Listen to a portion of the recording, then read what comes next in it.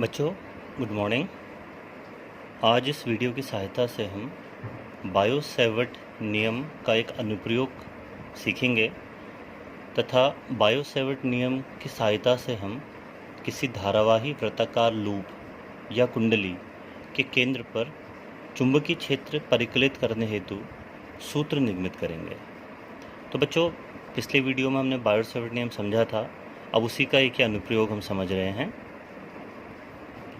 आपको ये बताया था कि बायो-सैवर्ट नियम के अनुसार यदि कोई एक धारावाही, एक बार फिर से उस नियम को हम समझते हैं। धारावाही तार आपके पास है और इससे अगर आपने r दूरी पर थीटा कोण पर कोई बिंदु P है और एक छोटा सा हम यहाँ पे अल्पांश लेते थे जिसकी लंबाई dl है, जो बहुत छोटा है, टेंडिंग टुवर्ड्स 0।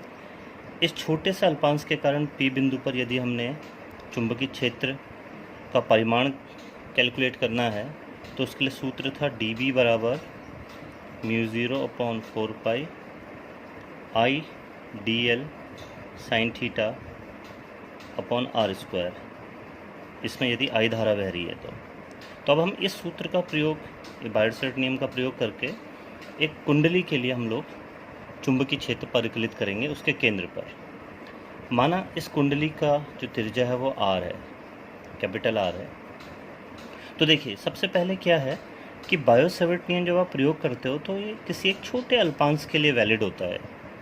ये dl के कारण, ये छोटे से dl के कारण छोटा सा चुंबकीय क्षेत्र dB है।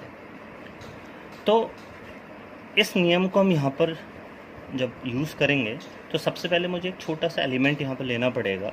तो माना मैंने यहाँ पर एक छोटा सा एलिमेंट dl लिया है, बहुत छोटा सा एलिमेंट है, और इसके केंद्र की यहाँ से जो दूरी है वो r है। आपको पता है कि जो टेंजेंट और रेडियस होते हैं हमेशा लंबवत होते हैं। तो ये जो dl जो हमने एलिमेंट लिया है, ये जो dl एलिमेंट है ये, और ये जो रेडियस है r, इन दोनों के बीच का कोण 90 डिग्री है। तो इस छोटे से एलिमेंट के कारण यदि मैं इस केंद्र पर O पर चुंबकीय क्षेत्र देखूंगा तो dB का मान कितना होगा बताइए। dB बराबर μ0/4π, धारा I बह रही है, एलिमेंट dl है, साइन देखिए थीटा जो था r और dl के बीच का कोण था वो यहाँ पर 90 डिग्री है, 90 डिग्री है, अपॉन ये जो r है इस dl और बिंदु P के बीच की दूरी है, तो यहाँ पर वो कैपिटल R है, तो अपॉन r²। तो dB का मान कितना है बताइए। dB बराबर μ0/4π, साइन 91 हो गया, तो I dl अपॉन r²। ये इस छोटे से अल्पांश के कारण O पर चुंबकीय क्षेत्र है। यदि हमने पूरे के पूरे तार के कारण निकालना है, पूरे के पूरे लूप के कारण निकालना है, तो हमें इसे इंटीग्रेट करना पड़ेगा। तो कुल चुंबकीय क्षेत्र जो B होगा वह इंटीग्रेशन dB होगा। तो इंटीग्रेशन dB हमने करना है, तो B बराबर integration μ0/4π I dl upon r²। B बराबर, देखिए जो नियतांक है उसको हम इंटीग्रेशन से बाहर ले लेते हैं, μ0/4π I अपॉन r², ये सब कांस्टेंट है।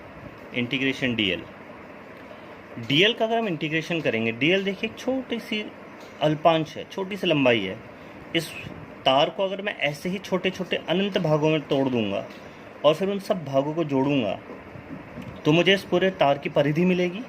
तो इंटीग्रेशन dl को आप क्या 2πr लिख सकते हैं। देखिए 2πr क्यों लिखा, क्योंकि छोटे छोटे dl को जब हम जोड़ेंगे, इसमें बहुत सारे dl एक छोटा सा अल्पांश है, ऐसे हम इसमें छोटे छोटे अनंत अल्पांश बना देंगे और उन सबको यदि जोड़ेंगे तो हमें इस पूरे वायर की जो लूप है उसका सरकमफ्रेंस या परिधि पता लगेगी, और जो लूप की जो परिधि होती है वृत्त की वो 2πr होती है। तो हमें इसकी परिधि 2πr, यहाँ पर हमने इंटीग्रेशन dl का मान रखा। थोड़ा सा हम सॉल्व करते हैं तो हमारा जो सूत्र आता है B बराबर μ0I अपॉन 2r। तो इस सूत्र की सहायता से हम किसी भी वृत्ताकार लूप के केंद्र पर चुंबकीय क्षेत्र परिकलित कर सकते हैं। सूत्र है μ0I/2r। बहुत सिंपल सा एक अनुप्रयोग है और इसकी सहायता से कोई भी अगर आपके पास एक वृत्ताकार कुंडली है, आपको धारा और उसकी रेडियस अगर पता है तो आप चुंबकीय क्षेत्र का मान परिकलित कर सकते हैं। अब देखिए, चुंबकीय क्षेत्र आपको बताया था बच्चों की एक सदिश राशि होती है। तो हमने परिमाण तो निकाल लिया, उसकी दिशा भी होना जरूरी है। तो दिशा के लिए देखिए, हम अगर आपके पास कोई वृत्ताकार लूप है तो बहुत एक सिंपल सा नियम है। ये आपके पास एक वृत्ताकार धारावाही लूप है, इसमें धारा या तो ऐसे बहेगी या फिर ऐसे क्लॉकवाइज या फिर एंटी क्लॉकवाइज। तो यदि धारा ऐसे बह रही है, हम दाएं हाथ के नियम का प्रयोग करते हैं। बहुत सरल सा एक नियम है। देखिए, आप क्या कीजिए कि जैसे धारा घूम रही है वैसे अपने दाएं हाथ की उंगलियों को रखिए। देखिए, धारा ऐसे घूम रही थी, मैंने अपने दाएं हाथ की उंगलियों को धारा की दिशा में घुमाया, तो मेरा अंगूठा कहाँ को आ रहा है? देखिए, ऊपर की ओर को आ रहा है ना। तो इसका मतलब चुंबकीय क्षेत्र इसके केंद्र में ऊपर की ओर को होगा, जिसको हम डॉट से निरूपित करते हैं, ऊपर की ओर को। दूसरे वाले केस में देखिए, धारा ऐसे घूम रही है, फिर मैंने अपने दाएं हाथ लिया है और इस बार उंगलियों को ऐसे घुमाया, देखिए ऐसे। तो मेरा अंगूठा कहाँ को आ रहा है? देखिए, नीचे को आ रहा है ना, ऐसे। दाएं हाथ को ऐसे आपने रखना है।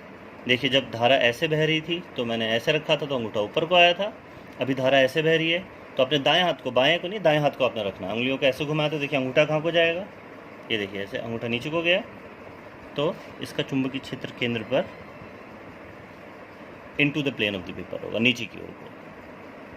तो इस तरह से आप चुंबकीय क्षेत्र की दिशा भी परिकलित कर सकते हैं। जैसे मैंने इस वाले उसमें लिया था, देखिए मेरी धारा ऐसे घूम रही थी, तो यदि मैंने अपने दाएं हाथ की उंगलियों को ऐसे कर्ल किया, ऐसे घुमाया, तो मेरा अंगूठा ऊपर की ओर को आया। तो इसका मतलब इसके केंद्र पर जो चुंबकीय क्षेत्र है वो ऊपर की ओर को होगा, पेपर के प्लेन से बाहर की ओर को।